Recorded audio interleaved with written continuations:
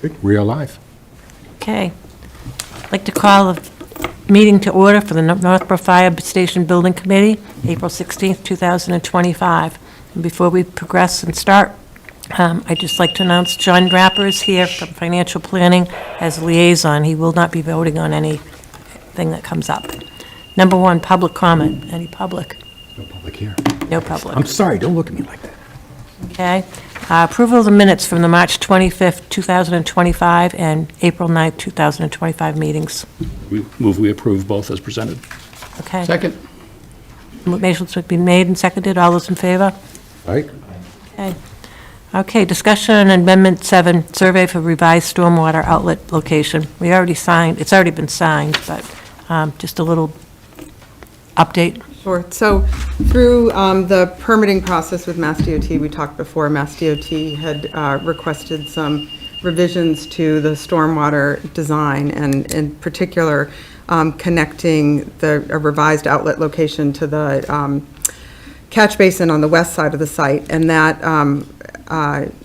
flows into the wetlands across the street. So we needed to just do some additional survey work north of Main Street in order to capture that area for the design, and in order to get on the surveyor's schedule and to get out there as soon as possible, we worked with the chief to get this approved and moved forward. So that work actually, the field work has been done. I reached out to PAR today to find out if the actual physical survey has come into them yet, and I didn't hear back from them before the meeting, but they should have the drawing by now. So that work is done. It was small, it wasn't a big amount, so that's why I just handled it. It was easy, and I spoke with the town administrator and the finance director when we did it. Any questions or discussion? Okay, I'm going to change the order a little bit. Going to do the discussion and vote on Amendment 9, revisions to the stormwater outlet location, because this leads into what we just talked about, or comes from what we just talked about. Yeah, so with that survey, PAR is going to need to do a little bit of redesign work to the stormwater system. And they have already started some of that work in anticipation of what Mass DOT is requiring in order to get some of that scope into the bid documents. They just went ahead and started to document some of that. So we did break that out at the end of the proposal, the work that has already been undertaken. If you look at the last page, there's a table, and it shows the hours that they've completed to date, that $4,950, and that number is included in the number that you see above. That's not in addition to the number you see above. So they've started doing some of the redesign work, but the rest of the additional services request is to continue revising the specifications, to redo the stormwater calculations, and to update stormwater plan, and then to do some wetlands permitting with the Concom, to do some continued permitting with Mass DOT, all in order to further this redesign effort with Mass DOT. So there's, filing, doing wetland delineation, doing a notice of intent with the Concom, attending some meetings with the Concom, attending more meetings with the Mass DOT, and then putting together any drawings that might be required to change the scope with the contractor. So that's what this is for, and we've broken down the fee into those different portions. So there's a number for the stormwater redesign updates. The hydrologic review is to go out and flag the wetlands and look at the boundary, and then the permitting with the Concom, and then the permitting with the Mass DOT are all broken out into that fee. Those are not to exceed fees. They are correct. Thank you for saying that. Yes, so there was a little bit of back and forth. Scott Charpentier had some questions. The chief had some questions. We set up a meeting with PAR to talk about it a little bit. And through that, we discussed having a not-to-exceed fee. So we'll only bill you for the time and expense that is actually undertaken for the work. Any other questions or discussion? Do we know why DOT requested this shift from one location to another? It's going in the same place, Cold Harbor Brook. Eventually, yeah, going to the brook eventually. I sat in through all these meetings, and they reviewed the drawings, they came back with a lot of questions. There was a lot of concern about how we were using the site from an operations point of view. They wanted us to, make different loops around the building. I mean, you name it. And the reality was, it was going out one side, and it was going to go down and make a right turn, and then loop in down the road and around, and then eventually make it to the brook. And they weren't happy with that, and they didn't know if they would, Chief, you heard them, they weren't sure they were going to allow this to happen. You were actually going to say no. They said no. Why, And because the so- water was going to travel Because it was too far? making too many turns. Yeah, I don't know, I mean, and so that, and they had a lot of review by every different subdivision of their group. And so it took 2 or 3 meetings to convince them that we had the plan right, and that, that we had to park the cars, and we had to do this, and we had to do that. And so then, it suggested, and I think it was partial town suggestion, part Yeah, I suggestion. think Scott threw it out there and I then it had was thrown it grabbed out, down. Par had looked at it. The one closest to Dunkin' Donuts, the Dunkin' pipe, doesn't really take much there. And so they all decided that that was worth looking. And that with that, the Mass DOT said, we understand that you can't do anything else on the site. And we're willing to look at this as an option, sort of thing. So there we are. So it's just, it is, they are, and they admit right freely on, the things that they're tough to be around. So the initial design didn't require wetland delineation and, Everything that had been required from the other one was done, but now, and we have to do other things, like they have to bring the water to daylight it yep, at the edge of the site, and, there's just a lot of re-engineering, because now they're taking water that was all flowing one way and they're bringing it across the site, and so. So the wetland delineation isn't even on your site, it's across the street. road. Oh, yes. and the hydrologic boundary was not done with the preliminary design, the first design? Wasn't necessary? It wasn't So necessary. this is all new, It's all new. all additional surveys and design? Yeah, everything they're doing now is new to the project, that they didn't have information, on before. So it's been quite an adventure, and, we got through a lot of it, but we're down to, I don't know how many, there are 3 or 4 items left. and Yeah. They're big items. They're very big items, and so we have to finish with those. Par has to finish the design, we have to go back in front of Concom, we have to get, but that's after we get the approval from MassDOT, so it's still quite a few steps to go through. So might there be additional design work after they review this? I hope not, I mean, unless Mass DOT came up with something else, but Okay. They're pretty, not unpredictable, but they take their time. They do what, like we had a project recently where we were finished with the building pretty much, and then got our MassDOT permit. I mean, sort of like you wait until they're done with their review. And, they were very concerned that we had to go upstream and downstream and survey all that piping. And we were like, whoa, man, because that's a lot. It's like the whole town, And I said, you don't honestly mean the whole stretch of town? He said, oh yeah, that's exactly what I mean. I went, okay. So I think this is a reasonable, everybody thinks this is a reasonable approach, but they couldn't possibly get the approvals done in time. Like Amy said, they did some work because they felt very strongly that it was going to move to the other side of the site, so, from east to west, they did that work. So will this work, the actual construction of this drainage system be ongoing before you get approvals? no, I don't think think so. I don't think you we would take that do that, risk. no. So, there's certainly, we haven't heard from PAR that they were concerned at all that it would change the timing of the project, we've been doing MassDOT now for a while, so. You guys must have worked, Diana, you guys have worked with MassDOT before, haven't you? And, they take their time, It's, They do. they do, and, you don't really have, I mean, I think you got their full attention, it's just that, I can tell you there was a full court press with MassDOT from every connection I had, meaning I called senators and I called reps and I pushed and I pushed and I pushed, and suddenly I got a phone call back from the superior person at MassDOT and said, we'll work with you, we'll get this done. Da, da, da, da, da. I think it's gonna go, but I say that with, certain amount of concern because it's MassDOT, but There are a lot of eyes on things at MassDOT. There are a Yeah. lot of people who Yeah, have to watching. look at things and Yeah. sign off on things, and so it takes a while to get through that process. in the department, the chief, and I think you probably, Captain, wrote a very long letter explaining how the site worked. They were, they wouldn't accept my description of how it works, so the chief and Dan wrote a very good explanation for them that was submitted.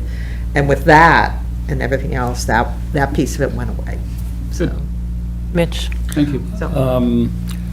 Obviously, we already have had construction bids and awarded a construction contract based upon the prior design, and I know things are changing, so that does mean, I assume, a change There order will be a coming. change order. Do we anticipate that to be a neutral change order as far as cost? Okay, what do we, okay. I mean, how substantive of a change, other than relocating, you said there are, what new things are there that we would need to pay for? I think, well, they have to daylight it so they can see the water. They have to, I think they put a pipe, and push it over top the existing pipe and then pull the old pipe to enlarge the size. Pipe size was a concern, whether or not their pipes that they had in the ground were large enough. And Yeah, if their they pipes in the decided there ground aren't wasn't. large enough, guess who has to replace them? They're pretty sure it's not. So they Not them. pull that pipe Yep. and then they're gonna daylight and, and get it to the other side. So, that, they're not tearing up, the whole road, at best they'd be working in a very small stretch right across the road from one side of the street to the other. And hopefully it wouldn't disturb the right-of-way. So, that's really, until they engineer it, that's my best explanation. But we of what should, they're we gonna should do. anticipate, Yeah, there's going to be the a cost change. But associated we with always that. knew there was going to be a change order on this. We always anticipate. That's why I think they tried to get as much in as, under the base drawings as they could. Yeah. And then, but we always knew it was a question whether we were going to go out, make a right turn and go down the road and around the bend, or whether we were going to. and then my next question back to this Amendment 9 is, do I assume correctly that this was probably more of a question for Tim, that this is outside of the budget that we had approved back at the end of August, or are we still within? Well, it's all within our budget. We're not changing the No, I don't mean budget. the total town budget, but, No. It'll be a change Yeah. to the contract for the contractor when they have to do that work. That money is in the budget, it's in contingency right Yeah. now. And so when we get a proposal and we review it, then we would transfer that amount into Right. the line item for construction Right, from so our contingency line. I apologize, maybe I answered, but I'm talking now again about Amendment 9 in front of us, not the construction portion that will follow, but the Amendment 9 from HKT. We have room within our budget to incorporate It- this work, this amendment, within our line item for design services. Okay, so the 3.432 million for design services that we approved in August has not been changed by this? Correct. Okay. Good. Yep. Anyone else? So do I hear a motion? I make a motion that the Fire Station Building Committee accept and approve Amendment 9. Second? Motion made and seconded. Any discussion? Hearing none, nope. Hearing none, all those in favor? Aye? Okay. All right. Discussion and vote on Amendment 8, Construction Administration Services. So this is our fee proposal for the construction administration portion of the project. As you know, that our original fee proposal was just through the bidding phase of the project, because the town only had allocated a certain amount of money at that point, and so there weren't funds to contract with us for construction administration. So this is for construction administration for the 18 months plus the 2 months of closeout. It's for all of our engineers. We've broken it down into a base fee and a supplemental services fee. And the reason we did that is because the base fee includes architectural, landscape, civil engineers, MEP, FP engineers, structural engineers, sort of the traditional disciplines that are within a traditional design team fee. And then there are certain other fees that just aren't traditionally part of that basic services. Things like geothermal, where, you need the HVAC engineer to design a heating system, but it doesn't need to be a geothermal system, and you need a specialty engineer in order to do that work. So we pull that out just for transparency, just so that you can see what that added cost is above the traditional basic services. So we've done that with the geotechnical CA and construction observation services, the traffic CA services, and then the geothermal CA services. We pulled them out so you can see what the line items are. But this is for the entire design team to bring us through to close out for their work on the project. And we've tried to be pretty specific. I mean, it's a lengthy letter, but it lets you know, each engineer, what they think their typical number of site visits are going to be. And we've included a number of site meetings, weekly site meetings, and then some above and beyond, because there will certainly be some weeks where we need to come out a couple times for different reasons. So we tried to give you as much detail as we could. But I'm happy to ask any questions or answer any questions you might have. Questions, Mitch? I have the same question for Tim. Is this still within the 3.4 that we approved in August? It is. Okay. At some point, I don't expect you to have the numbers handy. It would be helpful, I think, for us to know where we are relative to that, because I want to see how that rolls up with, the approval of another 1.6. Obviously, my assumption is that includes the design services that got us to date within the 3.4, and some other change orders that we've. Yeah, so we have approved some additional services along the way to Yep. get to where we are. Yep. That, everything is all-inclusive, is within that number. And it's just an accounting issue of how we're carrying it. So to date, I've been including just about everything within that line item. And we have line items, as Amy had indicated, that oftentimes we break them out and carry them separate. That might be geotechnical services or traffic services or some of those other that aren't always included in basic design services. So we have budgeted line items within our budget for that, Right. but we've allocated $0 against those line items. So we have just about filled up that basic design services allocation of the 3.4 with these amendments. Yep. But we have also a couple $100,000 of additional line items that we haven't touched yet. Yep. Yeah, so I know we have, I think, 300,000 for audiovisual, 80,000 for geotech, and I'm just looking at the budget we approved, and there are several others, and that's to be fine and expected. Yeah. So I So just- we're in good shape with that, Okay. where, if you recall, we were trying to stay within our budget that we had for getting to the town approval. Yep. So we didn't have a contract, but we had anticipated costs. And so we would kind of refer to those as planned but not contracted, just as a way so that we can anticipate all costs for the project throughout, whether it's design services or any other line item within our budget. So we did have a budget that was large enough to incorporate full scope of design services through contract administration and closeout, and some other items for other sub-consultants during construction. And so we haven't encumbered all those costs yet, but we still have additional funds available within our budget. We're not pulling from owner's contingency Okay. to fund those line items, at least not at this point. Okay. Yeah, that's my primary concern, is just to make sure we stay, within each line item within the budget. Oh, yeah. And do you anticipate any other design services coming forward that would go again, that are not categorized elsewhere, that would be part of the 3.4? So one that does come to mind is when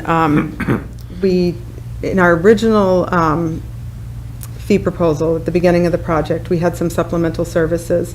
And as we approached town meeting time and we were trying to help you stretch your dollars, we took some things out of the contract. One of them was FF&E design.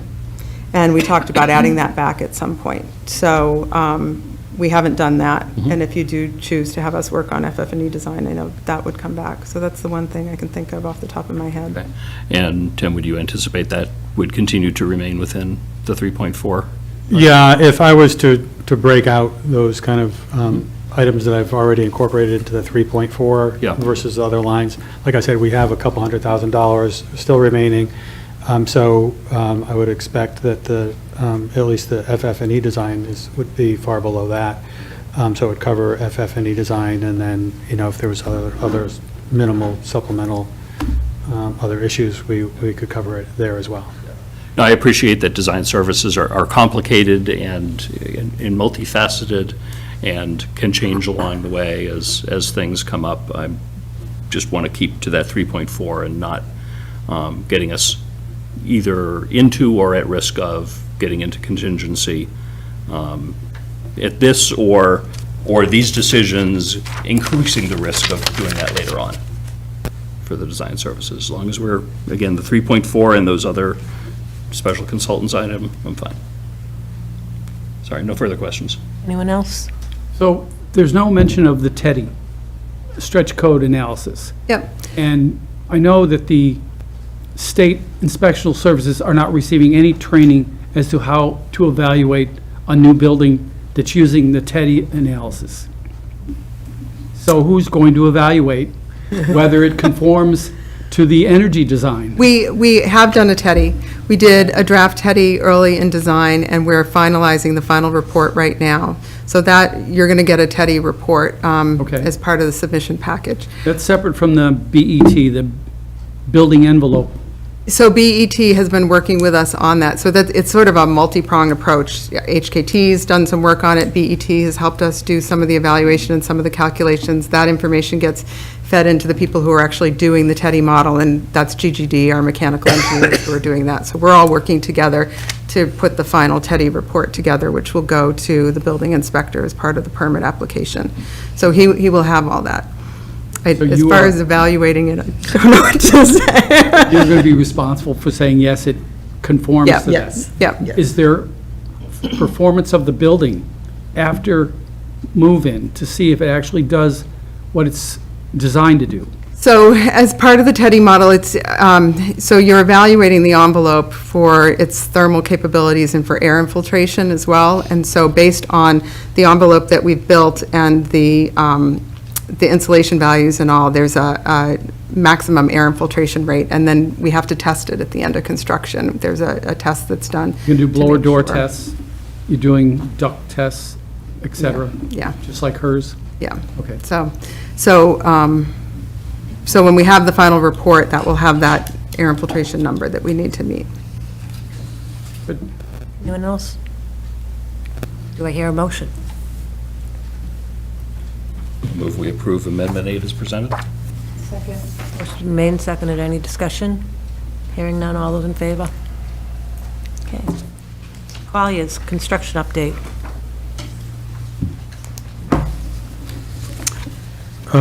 Okay, so we had our first meeting with the contractor today, kind of just to go over kind of roles and responsibilities and just get into discussion about when they'll be submitting their invoices, what the process will be for submitting the request for additional information or the submittal process and all the kind of logistics on site, all those types of activities. So we talked about all the different things that we're going to need from the contractor before they get started, their bonds, which they've actually already submitted, but we'll need their construction schedule, and we'll review that and just make sure that it makes sense, that we don't create the construction schedule, we don't dictate means and methods, but we do review it just to make sure that kind of the milestones, the critical path, it seems to make sense. And that helps us understand how they're going to approach building the building. We anticipated that they're not really going to be able to do anything other than really get that wall going first to make some room on the site. So when we get their schedule, that'll confirm that, yes, that is their intent, and that ties into their logistics plan of where they're going to have access, their access drives, or where they're going to set up their trailers. they're going to have to move their construction trailer at some point during the project. It would be nice if you could just put it off to the side in a place where you're never going to have to move it until the very end, but that's not likely to happen on this project. So typically, they want to put that somewhere close to where they have power on the street, but, we need to see all those types of things. So those are some of the things that, that they'll be getting to us. We're talked about, the permits with the building official and just getting that process going and what we can do before permits are final and what we can get started on, and getting communication started with the Conservation Commission, and just make sure we have the order conditions and the erosion controls in place and stuff. But the first thing that they're going to be doing is clearing and grubbing the site, so taking down the trees and vegetation, clearing that off. And so they'll be getting that done, and then putting in their erosion controls and some of those types of activities. But we don't know exactly when that's going to take place yet. It's probably a week or two out from them really mobilizing to get onto the site. And we talked about just having our ongoing meetings. We're going to start off virtually, but then once we kind of get going, they'll be in person, so that we can, do a walk on the site if we need to review any kind of field conditions. HKT will be represented at those, Colliers will be represented at those, and the contractor, obviously, and then people from the fire department or the town. So that was really, it was a good meeting, good to kind of get started. The contractor does have some questions, and they've submitted requests for some additional documentation from us, their tax exempt certificate and some of those things that you expect that they would need right up front before they start getting going and buying any materials or expending any funds. We'll be doing meeting minutes for all of these meetings, so we'll always be tracking the conversations and the issues that come up, and tracking them so that we have record, number one, but then just so that we don't lose any issues that are discussed at these meetings. And that's about it, really. Chief, I don't know if you remember anything that stands out from our conversation today. It was a good meeting. Three members from HV was there. We've already provided them with several of the items that they asked for. We made sure we got them, so we got them the tax ID today. We got them, there was a form they sent that we need to fill out. The treasurer already has in her possession. She's going to fill it out. So we got them quite a few things. And like Tim said, the first month and a half or so are going to be all virtual meetings, and then after that, we'll be scheduling. And Scott, at the meeting today was myself, Scott Charpentier, and Bob Federico from the town, and then HKT and Colliers. It was a very good meeting. Madam Chair, question for Tim. Has HVC given you any indication of the duration of the earth-moving part of the project? No, not yet. No, they met last week with with a potential site contractor. I don't know that they've bought that scope out yet. That's obviously one of their biggest subcontracts. So once we get anything, we can share it with the group. But we're interested to know really that construction schedule. In talking with Pat Collins, just kind of talking out loud, thinking out loud, and talking about the way we anticipated the project to go, is that really the first few months was going to be all this earthwork moving. They'll get their submittals in on the block wall, on the retaining wall, so that we can kind of get that manufacturer of that material in process as they're starting to work on the removing as much material as they can and get done what they can before they have to really get those things on site. So I think that's their plan. That can be a slow process, so it may seem like they're not really getting out of the ground quickly, but just takes a little bit to get up momentum until you start having a constant flow of material in and getting just getting in the flow of the project. But no, we don't have anything definitive yet. No, we talked about parking today, where the contractors are going to park. We talked about there's parking over there on Gale if they need it. We can park there, some of them, but no heavy equipment there, no staging there. So we had that whole conversation. Again, having Scott and Bob there was very beneficial. So one of the things we did talk about, Tim, and I don't know if this is where we'll come up, is is the change order question, and at what level do we move up? Remember, we talked about the three Yeah. stages?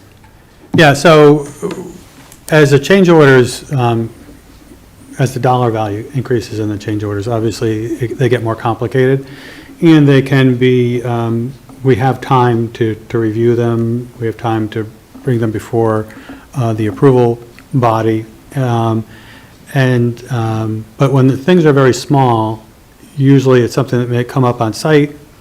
Hey, we found some unsuitable soils, we're planning to put this manhole in, and it's right where we're digging right now. The machine's here, the people are here. You know, if we can do this time and material, we can get it done today. Otherwise, it can take some time. So we talked about having kind of a tiered approval process so that we can act quickly on those smaller day-to-day construction items. Maybe another tier that is kind of those in-between items up to a certain point. Maybe it's the chief that has the authority to approve up to a point. And then, once you get to a larger things, you usually have the time to review the documents, bring it before a committee. You don't necessarily have to call a special meeting. They're more complex, and they're usually maybe a little bit further out.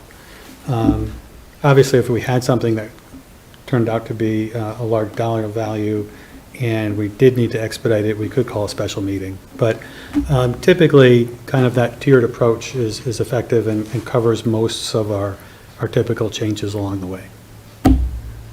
So What we talked about is who would sit where, when. yeah. So the idea was if it's something small comes to me, not a big deal.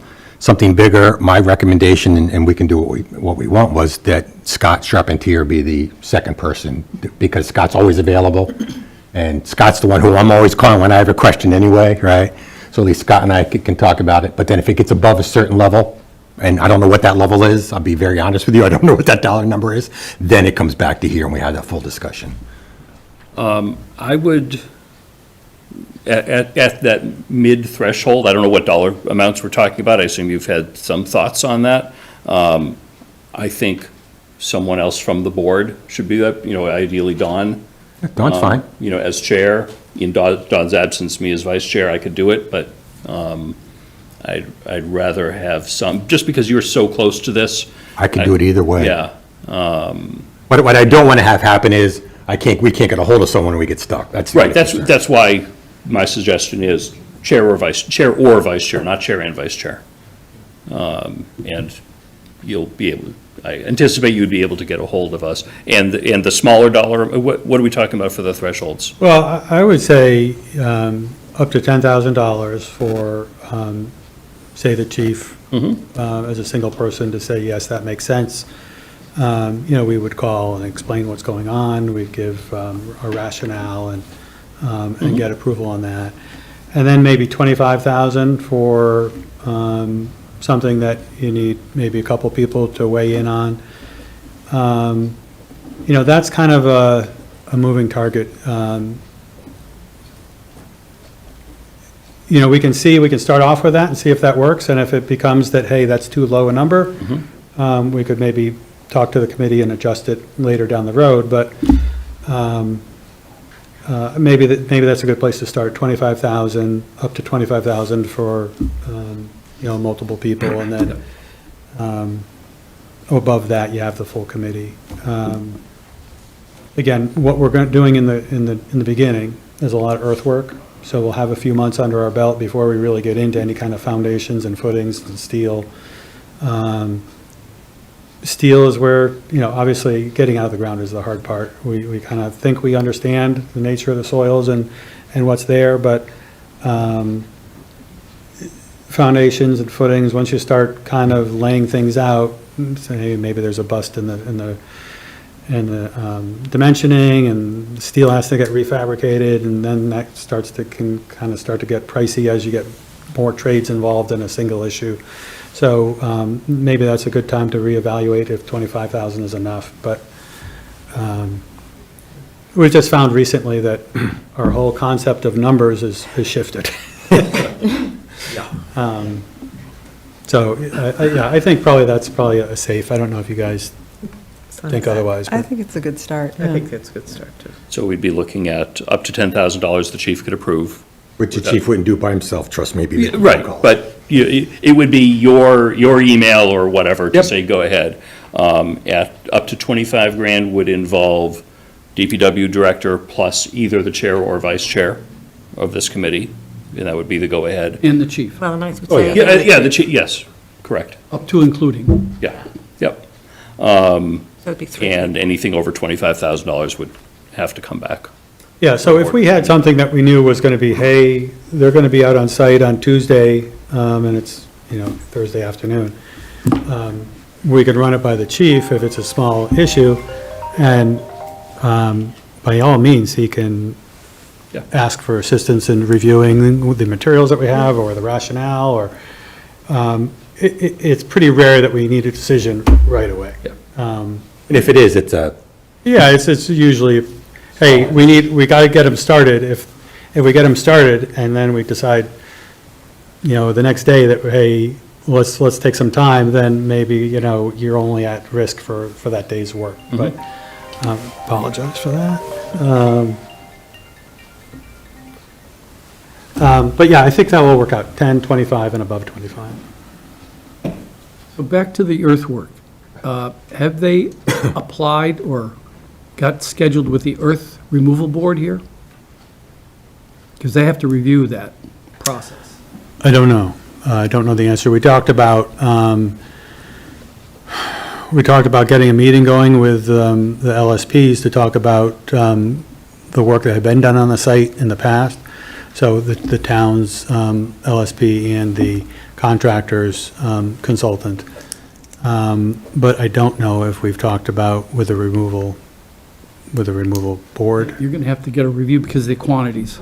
yeah, I'll talk with Scott about that. We've discussed it, but they haven't met, they haven't put anything in front of them because we didn't have a contractor to discuss it. Okay. So we just hadn't gotten there yet. So how about if you need additional parking off-site? Do you have to stay on town land, or could you go on public land or private land? We didn't put it in the contract, but sometimes we have put it in that, hey, the contractor, you're responsible to find it, and they use a park and ride off of the highway, and they shuttle people over. Certainly for the first few months, as we're just doing site work, we'll have enough parking.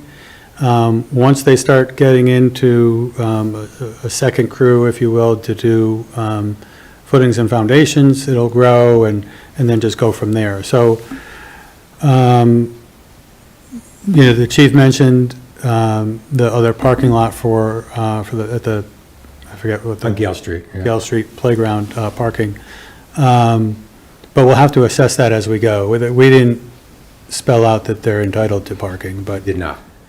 I know the owner of 78 West Main, which is a vacant building, and you could probably get 8 to 10 cars there. So if that's something you want me to pursue, let me know.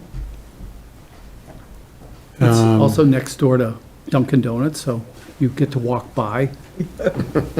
Before They'll be walking by anyway. Before you so- cross the street. Yeah, that is something that we'll talk to H.P. Collins about, what do they anticipate for daily manpower once they kind of start with the footings and foundations and that sort of stuff. Any questions? Maybe in our next agenda, we can have the 10, the 25 and up written down, and we can vote on it. I Now, think it's good for that to be a the policy. next meeting won't be until the end of May. Yeah, I think verbally we all agree on it. If something comes up. I'll make sure it of that goes in the nature. agenda. Yeah, between now and then, He says, yes. yeah, Well, and if it goes in the minutes, yeah. then it's. So, just so you know, Sarah Jean is doing all of our minutes now because she's my new admin, so. She's great. Great job. Presentation of draft construction sign. We still have Well, you number skipped one. 7. Oh, I skipped one, okay. Yep, you skipped Collier's Collier's discussion and vote on on- OPM additional services. And Yeah, so I think I had mentioned it at the last meeting. Unlike HKT's contract, our contract was signed at the very beginning, when we first came on board through closeout. So at that time, we anticipated a construction period of 15 months for this size of a project, typical. But due to the complexity of the site, the additional time it's going to take that we had to add to the construction duration because of the site work, we put in the contract to the contractor for 18 months. So basically what we did was we just added the same level of service for construction out another 3 months, escalated it by from going from 2025 and further into 2026. And so that was the basis of our additional proposal. So that was not, although we knew that the schedule might go long, we did not address that prior to town meeting because we didn't have a contract with a contractor yet, and there was question of whether this was going to go forward. So now that we've signed with a contractor, that's why we're bringing this forward now. Questions? I have the same question, and I think you've already answered it. In our budget, we have $740,000 and change for OPM services. It looks like we're already at $749. Yes. I don't know where Yeah, that line is. so this additional service fee is Yeah. not built into our Right. line item. Right. So this would come from owner's contingency. Yeah, so we're looking at, so again, there's one minor discrepancy in your original contract column that adds up to 749. 49 versus 740 is what's in the budget, 740, the same last three digits, so somewhere there was a $9,000 typo, missed. yeah. Okay. Yeah. Which, in our favor or your favor? Well, the actual contract is 749. Okay. Not All right. 740. So even in my documents, Yeah, I had it as 749, showing that we're in a negative position by $9,000. And I knew that it had to get Okay. addressed, but yeah. we just hadn't made And those changes then, yet. we're talking about an additional $117,000 that was not part of our budget. Correct. Or not part of, well, it wasn't part of that line item budget. Correct. It is within the budget. It's within the $41 million budget. Yes. Yeah, I mean, Yeah. it So it'd be is a only because we drawdown have from your- contingency. Yeah, it would be a drawdown from your owner's contingency. Yeah. I have some concerns on principle with that since this was known on August 28th, that, that there would be some additional, I think that would have been the right time to do it. I'm not saying it's not worth the money, and I'm not saying no, but I think by practice, what should be known at that point should be known. Yeah, And that- I can't that's be a disagree with you. concern. Yeah. In hindsight, maybe it would have been better to bring that up and identify it. Yeah. What we probably would have done is just lowered the contingency by that amount and added money up into the OPM line item. Well. We wouldn't have changed the number. Right, no, well. We were very concerned about going in to the town with as low a number as we could. Yeah. And I think that this amount is still, I think we're still okay. Yeah, I mean, especially given the way that the construction bids came in. I am not. Oh, yeah, that aside. We really can't be worried at all, Yeah. or even aside from that, with $4 million in contingency, $117,000 is not going to break the bank, and it's not going to put us at risk of needing to go back for more money or anything like that. Yeah.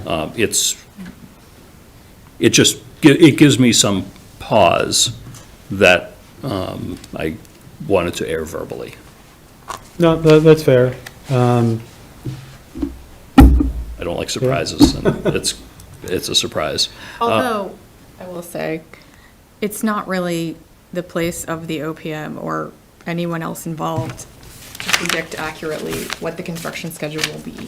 Especially, again, going back to the environment of, it takes a year and a half to get a switchgear. Yeah. So I think there's no way to know, like, none of us would have known the construction schedule, and you're not gonna know until you have a contractor who's actually bidding the job and has actually worked out the construction schedule. So Yeah. I mean, I would not have anticipated Colliers saying, oh, it's definitely gonna be 3 months longer because we know we have a complex site. So I don't know. I think you were saying that by August, you had some idea that this was going to be an issue, maybe not the Yeah, I mean, dollars. honestly, we were thinking more about getting it through town approval. Yep. And not worried about our fee. And then once we got it through, then you start thinking about the next phase and how are you going to get from here to the end. So, but, in hindsight, yeah, you're right. We could have brought it up and, I appreciate that. but I do think I would have just lowered the amount of Yeah, contingency. I wouldn't have wanted to do that. I want accurate costs in there. Yeah. And construction contingency or design contingency, or whatever you want to call it, those two contingencies owners or construction, are based on percentages. And I wouldn't want to artificially reduce that by $117,000 just to transfer it up ahead of time. I'd want to make sure we started with the right owner's contingency Yeah. at the beginning and increase this by whatever your best guess was at the time. Yeah, But and I think that's a lot of it, is this is our best guess or a wag at what we think is an appropriate number based on our experience, based on, what we see in the market and that sort of stuff. But yeah, not to belabor it, Yeah. I agree, I could have brought it up sooner. That's all I need, thanks. Yeah, and again, I think from my perspective, we sorted it out. And I am in support of approving this. Then the next question, again, following up from the HKT changes, do you anticipate anything else? Are you aware of anything else? No, that might be additional services from you? Not that from aren't us. budgeted? Okay. Our fees are really based on manpower. Yeah. If we're adding in $200,000 worth of scope to construction, that doesn't really impact us all that much. So you're not going to see a fee increase because we added some additional technology in the building or something like that. It's really, the cost comes from the amount of time that we're on site and that we're, going to these meetings and the number of months it takes. So, so our fee structure is different than, maybe the design team that they do have to hire a consultant to design that additional technology. And so there is additional cost. So it's a little bit different. Anyone else? I'm all set. So could you clarify, HKT says 18 months of construction, 2 months of closeout. Your proposals, you're going from 15 months to 18, but you don't mention closeout. Well, it is include, we still had You're gonna 2 be months, 20 we months? originally had 2 months of closeout. Okay? So the only thing I did with the closeout is I escalated that from early or late in 2000, well, it was really a year. It's been a year from when we originally proposed. So the project and design, originally, we were anticipating closing out the project in the fall of 2025. And so now we're closing out in the fall of 2026. So closeout, if I was to break down between construction and closeout, I think closeout went from like 43,000 up to 45,000. It was minimal. Most of that was for the 3 months of actual construction. So you are incorporating the closeout phase? Correct. In that increase of 117,000? Yeah, and not by additional duration, but just because it's happening a year later. Okay. Anyone else? Do I hear a motion? Move we approve the OPM additional services as presented. Second. Made and seconded, any discussion? Hearing none, all those in favor? Aye. Okay. Now, presentation of draft construction sign. I'm just going to share my screen here. So, as part of the specifications in the construction contract, the contractor owes us a sign to put on the construction fence for the project. And typically, it can have all sorts of different things on it. We put together 3 different options for you to look at, but oftentimes it has an image of what the building's going to look like. It has information on who the architect, the contractor, the owner's project manager, and the owner are, the address. And so that's what we're showing on these screens here. What size is this sign? This is 4 feet high by 8 feet long. So it's a good size. Yeah, you're going to need to increase the size of the text and get more contrast. So we've Oh, hang got, on. we've got another. Madam Chair, question That's why they're free. So let me- for the committee. The size of the signage, does that get impacted by signage under the bylaws of the town, the planning board? It's a temporary sign, and it's not restricted in size, I don't think. But we'll check that. So I should say too, Colliers sent us a high-resolution file for their logo. We still need something from HV Collins, so this is just, it'll be revised a little bit, whatever we do, once we get some artwork from them. So this is doing a higher contrast where the lettering is all in black. Again, we haven't changed Collins yet, but. And then the last one is a little bit different look. We have a large town seal for Northborough, and then just text for the architect, OPM, and general contractor, rather than having the logos there. But again, all of them have the rendering of the building. And this one, we could, for the 65 West Main Street and the Northborough Fire Station, we could do those in black too, to your point, Tom, to have a little more contrast up at the top. Is it a two-sided sign? It's one side. It's one side. And so it's just option 1, 2, or 3, whichever you like, or we can certainly take comments and come back with. And it's parallel to the Four. road as opposed to perpendicular, correct? Yeah. So we'd only see one side of it anyway. Yep. Or on the site. And I don't know what size your existing sign is, the one you've got up there right now. Was it 3 by 6 or? It's a little bit bigger than 3 by 6, but yeah, it's not terrible. It's smaller than what you're proposing. I like the second one better than this one, but I think it's because if you have the gray bands and you don't have anything in the bottom band, it seems to be like not an effective piece of the layout. This was the one I liked when they showed me. I like this one the See, best. great minds think alike. Anyone else?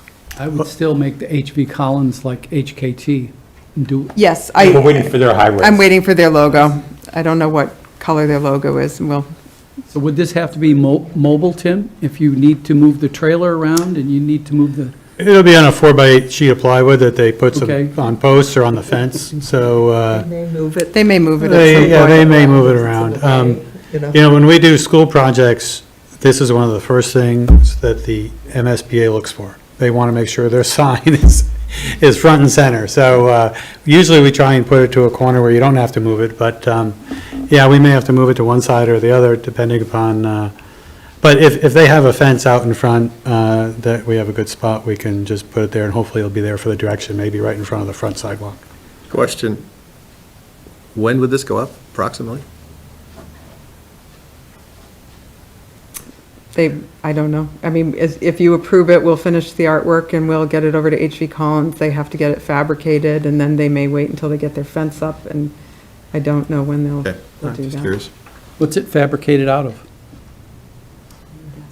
So a lot of times Probably it's- plywood, yeah. Yeah, usually it's a print shop will be able to make up something. It's like a vinyl sheet Yeah. that's applied? Probably like what we have out there now, Yeah. which is the vinyl that's attached to the plywood. It's not foam core or something? Oh, no, no, it has to last through the duration of construction. Color yeah. fast.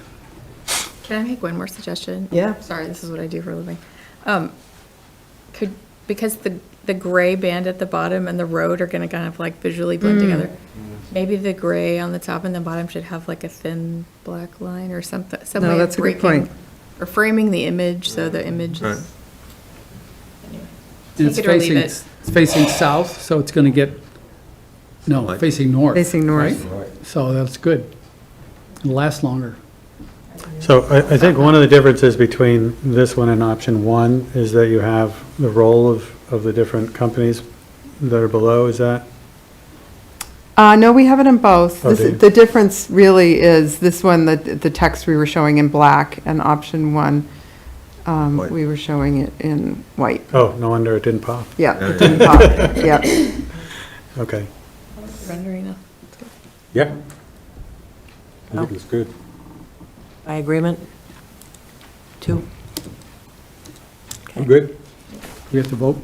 I don't think don't we have have to to. vote on that. Okay, so option 2 with a thin black line. We are, but yes. Okay, groundbreaking date discussion and decision. Chief? We spoke with the GC today, and they spoke about the week of May 8th, 19th. So they, I asked them, they said they'd get back to us with a date for May, so sometime that week, the week of May 19th. They said if we did it earlier, it kind of there may be nothing there, right? Or if we do it too early, people will be going, how come they haven't started yet? So they said, May 19th will be good, we'll have some equipment on scene, we'll have start some work, and all they need to do is give them the number of people, so they know the number of shovels and the number of hard hats to Hard hats.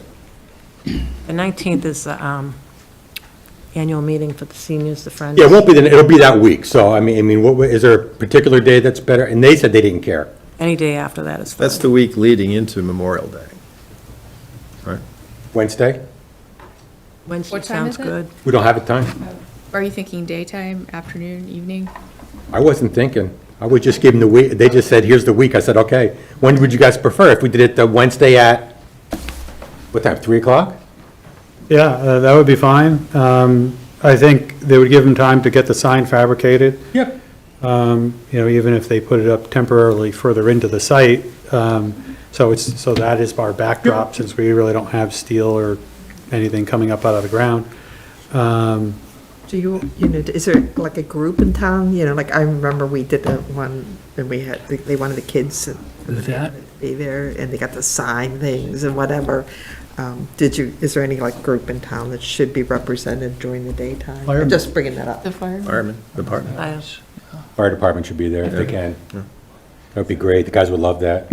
One thing to check is to make sure that's not the last day of school. Last day of school May? is June Oh, why did I, 17th. yeah, talking sorry. May, right? Yeah. I only Yeah, why know am that because, I only know that because we planned the last day of Okay. school event yesterday. I'm looking at something my wife put in the calendar, which says last day of school, but yeah, that's May, that doesn't make any Yeah, yeah. sense at all. So that would be May what? Daughter is a senior. 21st? Yeah. May 21st at 1500 hours? At what time? 3 o'clock. 3 o'clock Aye. for us, guys. And Chief, you'll have to come back for the topping off, so you can sign the bean. You just give me a scream. I'm sure my wife will let me come up Fly and out from visit. Florida. Depends when closing, no. Never. Yeah, right? Okay. Any other business that may legally come before the committee? I think if I had anything else. We need a committee to quash rumors. Such as? Today, I was asked, are they going to redo the retaining wall behind the grill, the building west of us? I'd heard that. I said, no, it's not in the budget. As a matter of fact, we discussed that, as you guys all know, and we'll say that we are staying away from that wall completely. Because we don't want to own that wall, and no, we will not be doing any work on that wall. It's their property, right, Chief? It is their property. I did get we got one question, which you guys should have all saw that I responded to today. A gentleman looking he's a plumbing supply person, and he wants to know who he should contact. And I said, you can contact HV Collins. Have a nice day. Portland Group. So I said, I don't know what to say, but I really haven't gotten many requests at all. But if we do, I know there's a lot of stuff on Facebook, which you kind of expect, and with town meeting coming up, we got to expect that. I think the only thing that we have to get through now at town meeting is the easement, and that'll be it, right? Once we get going, you'll get freedom of information requests from different parties. Oh, we've already been getting FOIA. I've been dealing with a FOIA request. I haven't made you guys deal with any of the FOIA requests. We've gotten several FOIA requests throughout the whole process.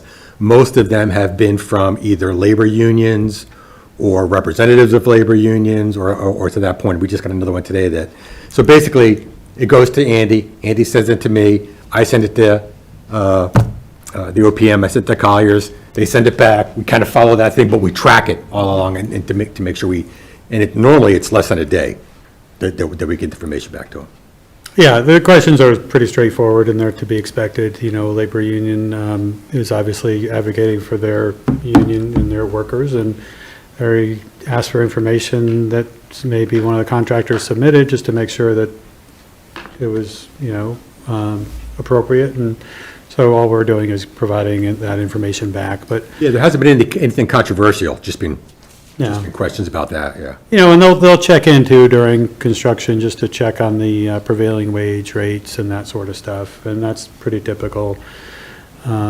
Usually we have that information readily available. We don't necessarily charge to them for our time. It's just, hey, if you see something, let us know. If we miss something, or you see something that doesn't make sense, let us know. But usually it's pretty straightforward. We've worked with Collins before, and, you know, if they're not signatory to the laborers or to the carpenters or one of those other unions that, you know, likes to check on this type of stuff, they're going to get a lot more requests than somebody who is, so it's just to be expected. Okay. Anything else? Just briefly, as most people in this room know, I'm not running for reelection on the Select Board, so as of May 13th, I will be off the Select Board. I hope to remain on this through the duration of the project, since I've been on, you know, since day one of feasibility. It is conceivable that the Select Board or the Town Administrator might want to appoint an additional member. At that point, my recommendation is it probably isn't necessary, because all the big decisions are behind us. We're just building now. But that's, ultimately, it's up to staff as the appointing authority. I haven't heard anything, so. Yep. Adjournment? Motion to adjourn. Second? All those in favor? Thanks, guys. Thank you. That was a great question about the Teddy.